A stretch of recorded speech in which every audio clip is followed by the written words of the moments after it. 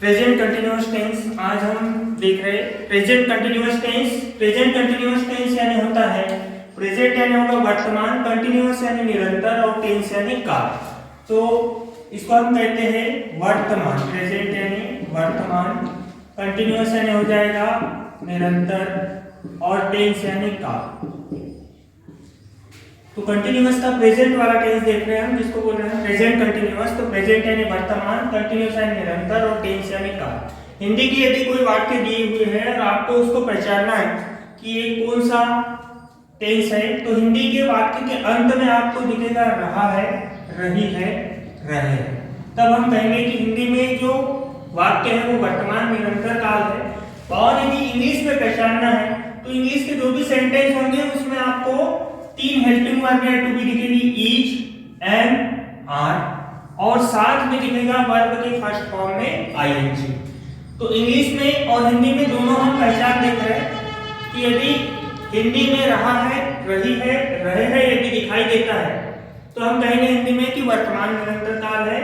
वैसे ही इंग्लिश में तीन to be, is, am, are और वर्ब के फर्स्ट फॉर्म में यदि आईएनजी दिखाई देता है तो हम कहेंगे कि प्रेजेंट कंटिन्यूअस टेंस है। अब इसको पहचानना कैसे है कि हिंदी में तो हम इजीली पहचान लेंगे कि कोई भी काम हो रहा है या कोई काम कर रहे हैं, कंटिन्यूअस है यानी चल रहा है, तो उसको हम बोलेंगे वर्तमान, निरंतर, काल। लेकिन यदि जब बात आती है कि इंग्लिश में हम कैसे पहचानेंगे कि ये टेंस प्रेजेंट कंटिन्यूअस टेंस है, तो उसके लिए हम याद रखेंगे कि प्रेजेंट यानी तीन चीज याद रख लें हम। प्रेजेंट यानी हो जाएगा इज, एम, आर। तो जैसे ही प्रेजेंट और साथ में जोड़ी होना चाहिए उसकी कंटिन्यूअस की, तो कंटिन्यूअस यानी जो काम है वो रनिंग है, तो आ जाएगा वर्ब का फर्स्ट फॉर्म और उसमें आईएनजी। तो हम इसका स्ट्रक्चर बनाने के लिए इसके नाम से याद रख सकते हैं। प्रेजेंट यानी याद रख ले इज, एम, आर, कंटिन्यूअस यानी याद रख ले वर्ब के फर्स्ट फॉर्म में आईएनजी।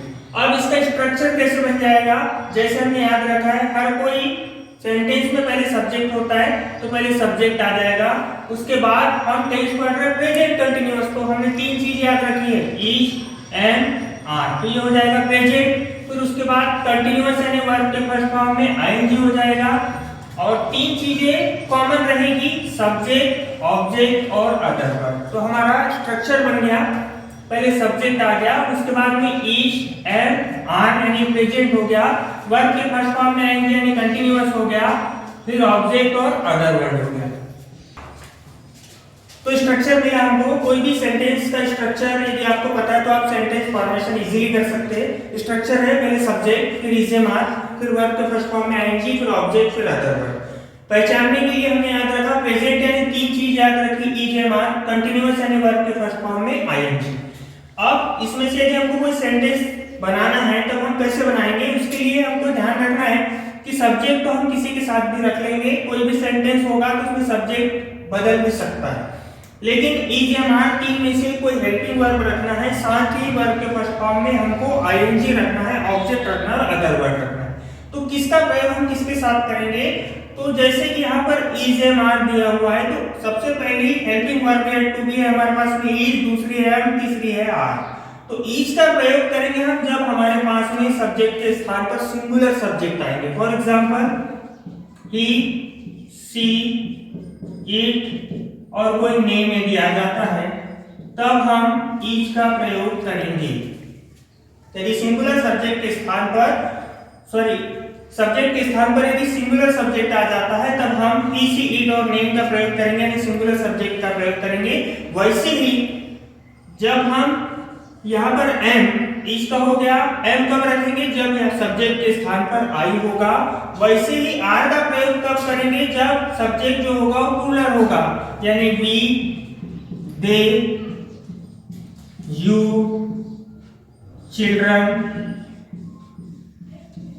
तो इस प्रकार तीनों के यूजेस देख लिए हमने कि हेल्पिंग वर्ब कौन सी कब लगाना है सब्जेक्ट के अनुसार। यदि सब्जेक्ट सिंगुलर सब्जेक्ट है तो इज लगाएंगे, यदि सब्जेक्ट आई है, फर्स्ट पर्सन है, सिर्फ आई के साथ में आएगा एम, और जो आर है वो आएगा प्लूरल सब्जेक्ट के साथ में यानी बहुवचन कर्ता के साथ में। तो प्रेजेंट कंटिन्यूअस टेंस में देख लिया हमने, पहचान भी देख ली, हिंदी में पहचान, अंग्रेजी में पहचान, साथ ही साथ स्ट्रक्चर देख लिया, और उसके बाद में जो हेल्पिंग वर्ब है उनके उपयोग देख लिए। तो स्ट्रक्चर मिला हमको कि पहले सब्जेक्ट, फिर इजेमार में से कोई एक रखना है, फिर वर्ब का फर्स्ट फॉर्म, उसमें आईएनजी, फिर ऑब्जेक्ट, फिर अदर। फॉर एग्जांपल यहाँ पर हमारे पास में दिया हुआ है कि वह स्कूल जा रहा है, इसको पहले अफर्मेटिव बनाना है, फिर उसके बाद में हम इसका नेगेटिव बनाना सीखेंगे, फिर उसके बाद में हम इसका इंट्रोगेटिव बनाना सीखेंगे। यानी एक सेंटेंस हिंदी में दिया हुआ है तो इसका हम अफर्मेटिव, नेगेटिव और इंट्रोगेटिव बनाना सीखेंगे। तो इसके पहले हम नेगेटिव, इंट्रोगेटिव बनाना सीख चुके हैं। तो सबसे पहले सेंटेंस को पहचानना है आपको, वह स्कूल जा रहा है, तो लास्ट में रहा है, आया मतलब वर्तमान निरंतर काल है, और इंग्लिश में हम इसको कहते हैं प्रेजेंट कंटीन्यूअस टेंस। फार्मूला हमारे पास लिखा हुआ है, उसके अनुसार सबसे पहले हमको रखना है सब्जेक्ट। तो यहाँ पर हम यदि कौन से प्रश्न करेंगे तो हमेशा हमको मिलेगा सब्जेक्ट। तो कौन स्कूल जा रहा है तो वह आएगा, और लास्ट में रहा है यानी कोई लड़का है, इसलिए हम पहले सब्जेक्ट के स्थान पर रख लेंगे ही। फिर उसके बाद ईजेमार में से कोई एक, तो इसके पहले मैंने बताया अभी कि सिंगुलर सब्जेक्ट यदि आता है, ही, सी, इट और कोई नेम आता है तब हम ईच का प्रयोग करेंगे, तो इसके साथ आ जाएगा ईच। फिर उसके बाद में वर्ब का फर्स्ट फॉर्म जाने का काम कर रहा है तो लिख देंगे गो, और उसमें लगाना है आईएनजी, तो ही इज गोइंग हो जाएगा। उसके बाद में ऑब्जेक्ट रखना है, तो कहाँ जा रहा है स्कूल, तो आ जाएगा टू स्कूल। सेंटेंस बन गया हमारे पास में he is going to school. Negative sentence जब बनाना है इसका, तो पहला रूल्स है कि सेंटेंस में टू बी हो तो टू बी के बाद हम नॉट रखते हैं। तो इसका ये बन गया अफर्मेटिव, दूसरा हो जाएगा नेगेटिव, तीसरा हो जाएगा इंट्रोगेटिव। तो नेगेटिव बन जाएगा इसका he is not going to school. He is going to school यानी वह स्कूल जा रहा है, he is not going to school यानी वह स्कूल नहीं जा रहा है। क्या वह स्कूल जा रहा है, इंट्रोगेटिव बनाना पहला रूल, तो सामने आ जाएगा टू बी इज, फिर जैसे का वैसा ही गोइंग टू स्कूल, और लास्ट में लगा देंगे हम क्वेश्चन मार्क। तो तीन सेंटेंस बन गए हमारे पास, वह स्कूल जा रहा है he is going to school, वह स्कूल नहीं जा रहा है he is not going to school, क्या वह स्कूल जा रहा है नहीं is he going to school, और क्वेश्चन मार्क। अगला सेंटेंस है हिंदी में दिया हुआ है, यदि आपको ट्रांसलेट करना है तब हम कैसा करेंगे कि मैं क्रिकेट खेल रहा हूँ, इसको हमको अफर्मेटिव बनाना है। मैं क्रिकेट खेल रहा हूँ तो सब्जेक्ट इसमें आ जाएगा आई, पहले सब्जेक्ट रख लिया। इजेमार में से हमको रखना है अब एम, क्योंकि यहाँ पर जब आई आएगा तभी हमको एम का उपयोग करना है, बाकी लोगों के साथ नहीं करना है। तो आई के साथ आ जाएगा एम। उसके बाद वर्ब का फर्स्ट फॉर्म खेलने के लिए होता है प्ले, उसमें लगा देंगे आईएनजी, आई एम प्लेइंग। फिर उसके बाद में रखना है ऑब्जेक्ट, तो आ जाएगा क्रिकेट। अफर्मेटिव सेंटेंस बन गया आई एम प्लेइंग क्रिकेट, मैं क्रिकेट खेल रहा हूँ। इसका हमको बनाना है अब नेगेटिव सेंटेंस। तो पहला रूल्स वही कि यदि सेंटेंस में टू बी हो तो टू बी के बाद नॉट रखना चाहिए। तो सेंटेंस में टू बी है एम, तो इसका नेगेटिव सेंटेंस बन जाएगा आई एम नॉट प्लेइंग क्रिकेट, मैं क्रिकेट नहीं खेल रहा हूं, I am not playing cricket. Next जो इंट्रोगेटिव सेंटेंस है, इसका इंट्रोगेटिव सेंटेंस टू बी को सामने रख लेंगे हम एम आई प्लेइंग क्रिकेट, और लास्ट में लगा देंगे क्वेश्चन मार्क। तो आई एम प्लेइंग क्रिकेट, मैं क्रिकेट खेल रहा हूं, मैं क्रिकेट नहीं खेल रहा हूं, I am not playing cricket, क्या मैं क्रिकेट खेल रहा हूं, am I playing cricket, question mark. Affirmative, negative और इंट्रोगेटिव। नेक्स्ट सेंटेंस है हमारे पास में वह मुझे बुला रही है। तो सबसे पहले स्ट्रक्चर के अनुसार रख लेंगे हम सब्जेक्ट, तो वह, और लास्ट में रही है यानी कोई गर्ल है तो उसके लिए आ जाएगा सी। अब ईजेमार में से सिंगुलर सब्जेक्ट है तो रख लेंगे ईच। उसके बाद में वर्ब का फर्स्ट फॉर्म बुलाने के लिए होता है कॉल, उसमें लगा है आईएनजी तो हो जाएगा कॉलिंग। सी इज कॉलिंग, मुझे बुला रही है तो आई का ऑब्जेक्टिव केस होता है मी। तो सेंटेंस बन गया ही इज कॉलिंग मी।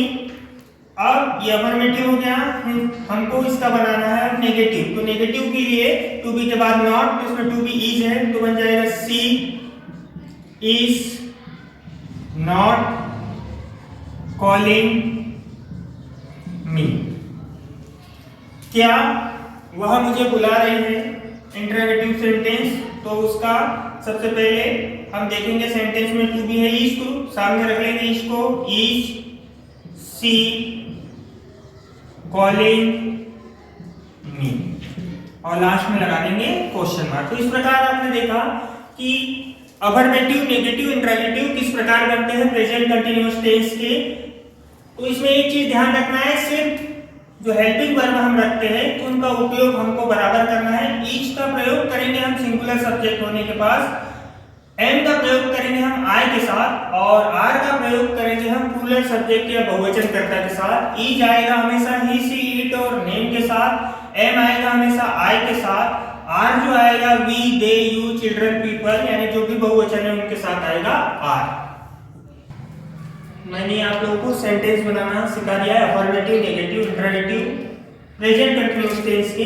बाकी के जो 6 सेंटेंस दे रहा हूं मैं, इनको आपको अफर्मेटिव बनाना है, नेगेटिव बनाना है और इंट्रोगेटिव बनाना है। पहला सेंटेंस है वह अंग्रेजी बोल रही है, दूसरा सेंटेंस है हम गीत गा रहे हैं, तीसरा सेंटेंस है राम दूध ला रहा है, चौथा सेंटेंस है वह टीवी देख रहा है, पांचवा सेंटेंस है हम गांव जा रहे हैं, छठवां सेंटेंस है वे हिंदी लिख रहे हैं। इसको आप किस प्रकार बनाएंगे, सबसे पहले आप स्ट्रक्चर लिख लेना। स्ट्रक्चर पता है, सब्जेक्ट प्लस प्रेजेंट यानी याद रखना है ईच, एम, आर, और कंटीन्यूअस यानी वर्ब के फर्स्ट फॉर्म में ING plus object plus other word. ये स्ट्रक्चर आपको सामने रख लेना है और फिर उसके बाद ये पूरे सेंटेंस लिखना है। फिर उसके बाद उसके तीनों बनाना है, अफर्मेटिव, नेगेटिव और इंट्रोगेटिव। तो पहले सब्जेक्ट रखना, फिर इज, एम, आर। ईच का प्रयोग मैं बता चुका हूँ सिंगुलर सब्जेक्ट, एम का प्रयोग आई के साथ, आर का प्रयोग बहुवचन करता है प्लूरल सब्जेक्ट के साथ। बाकी सभी में आएगी वर्ब के फर्स्ट फॉर्म में आईएनजी। जो ऑब्जेक्ट होगा ऑब्जेक्ट रखेंगे, अदर वर्ड होगा तो रखेंगे, अन्यथा सेंटेंस को खत्म कर देंगे। तो ये आप कमेंट्स बॉक्स में लिख करके बताएंगे इनके अफर्मेटिव, नेगेटिव और इंट्रोगेटिव।